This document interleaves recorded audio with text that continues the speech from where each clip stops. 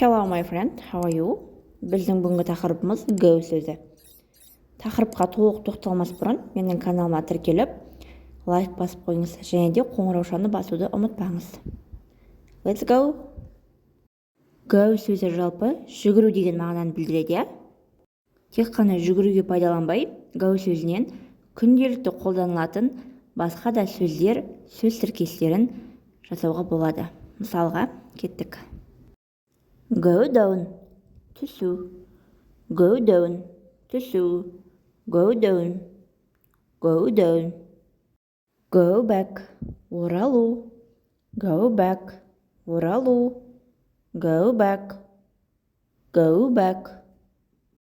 Go away, алысқа кету. Go away, алысқа кету. Go away, go away, алысқа кету. Go in, кіру. Go in, go in, кіру. Go in, go in, кіру. Go out, шығу. Go out, go out, шығу. Go out, шығу. Достар, көріп тамашалағандарыңызға көп-көп рахмет. Менің каналыма тіркеліп, лайк басуды ұмытпаңыз.